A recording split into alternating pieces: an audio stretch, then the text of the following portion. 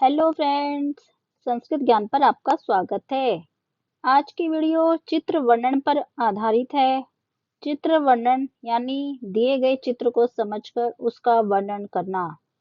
एक चित्र की पूर्ण रूप से अपने शब्दों में व्याख्या करने को हम चित्र वर्णन कहते हैं। चित्र को देखते ही जो जो बातें हमारे मन में आती हैं, उनको लेकर वाक्य बनाने की कोशिश करनी चाहिए। वाक्य एकदम सरल बनाने चाहिए। अगर हम मुश्किल वाक्य बनाएंगे तो गलती होने के चांसेस ज्यादा रहते हैं। वाक्य बनाते हुए विभक्ति, लिंग और कारक का ध्यान रखना चाहिए। जैसा कि अगर कर्ता एक वचन में है तो क्रिया भी एक वचन में होगी। सही कारक का उपयोग करना चाहिए। तो आओ ऐसे ही एक चित्र का वर्णन करते हैं। तो पहले चित्र वर्णन करने से पहले हम उसकी मंजूषा को देखते हैं। मंजूषा में दिए गए शब्द इस प्रकार हैं। पहला शब्द है कृषकः यानी किसान। वृषभौ ये द्विवचन में है, दो बैल है तो वृषभौ द्विवचन है, दो बैल। स्वेदपूर्णम, स्वेद मीन्स पसीना, पसीना, स्वेदपूर्णम पसीने से भरा हुआ। परिश्रम कारणात, परिश्रम कारण से। अन्नदाता, अन्नदाता जो हमें अन्न देता है उसको बोलते हैं अन्नदाता। मेघानाम प्रतीक्षाम, मेघों की प्रतीक्षा।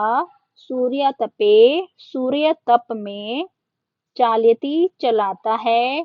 कर्षते खेती कर, खींचना, कर्षते मीन्स खींचना। अन्नोत्पादने, अन्न उत्पादन में। हलम, हल को। योगदानम, योगदान। तो ये थी हमारी मंजूषा। मंजूषा में दिए गए शब्दों का अर्थ हमने देख लिया है। तो अब आओ इसकी सहायता से, इन शब्दों की सहायता से हम वाक्य बनाते हैं। तो पहला वाक्य जो हमारा शुरू होगा, पहला वाक्य हमारा इदम चित्रम से शुरू होगा कि इस चित्र में क्या दिखाया गया है। तो जो भी हम चित्र वर्णन करेंगे उसकी शुरुआत हम इदम चित्रम से करेंगे। पहला वाक्य हमारा इदम चित्रम से ही होगा। तो देखिए पहला वाक्य हमारा इदम चित्रम से। इदम चित्रम एकस्य क्षेत्रस्य अस्ति। यह चित्र एक खेत का है। अब और क्या है खेत में? खेत में दो बैल हैं। दो बैलों को वो किसान है हल खींचता हुआ दोनों बैलों को चला रहा है। वो आकाश की तरफ देख रहा है। आकाश में सूर्य है, सूर्य के तप में उसका शरीर पसीने से भरा हुआ है। इस प्रकार हम 5 वाक्य बनाएंगे।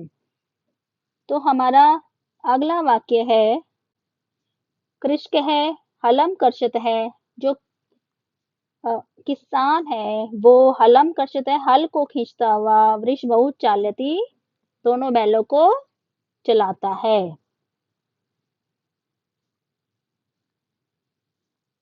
अगला वाक्य है हमारा जल है अभावात, जल के अभाव में। सह वह मेघानाम प्रतीक्षाम करोति, वह किसकी प्रतीक्षा कर रहा है? मेघानाम, बादलों को देख रहा है। वो आकाश की तरफ है, बादलों को देख रहा है क्योंकि गर्मी बहुत पड़ रही है। तो खेती करने के लिए पानी की जरूरत होती है, तो वो मेघों की प्रतीक्षा ही करेगा ना। जलह अभावात से मेघानाम प्रतीक्षा करोति। अगला वाक्य है सूर्य तपे, सूर्य तप में। परिश्रम कारणात, परिश्रम करने से। सूर्य के तेज में परिश्रम करने से। तस्य शरीरम, उसका शरीर। स्वेद पूर्णम भवति, पसीने से भरा हुआ है। सूर्य तप में परिश्रम करने से उसका शरीर कैसे हो गया है? पसीना पसीना हो गया है, यानी पसीने से भरा हुआ है। अगला वाक्य है अन्नोत्पादने योगदानम कारणात, अन्न उत्पादन में योगदान के कारण से। कृषकम, किसान को। अन्नदाता अपि कथ्यते, किसान को अन्नदाता भी कहते हैं। तो ये थे हमारे 5 वाक्य जो कि हमने मंजूषा की सहायता से बनाए हैं। तो आओ इस ऐसा ही एक और चित्र वर्णन हम देखते हैं और उसके ऊपर भी हम 5 वाक्य बनाने की कोशिश करते हैं। ये है हमारा एक और चित्र। तो पहले आओ इसकी हम मंजूषा को देखते हैं। मंजूषा में दिए गए शब्दों का अर्थ समझते हैं। धावन प्रतियोगिता यानी रेस, यानी दौड़ दौड़ प्रतियोगिता को धावन प्रतियोगिता बोलते हैं। सप्त बालिका, 7 बालिकाएं। प्रशिक्षकः, जो प्रशिक्षित करता है वो प्रशिक्षक है यानी रेफरी। सीटी कार्वम कर्तुम, सीटी बजाता है। तत्परः, तैयार है। विजेत्र मंचम, विजेता मंच।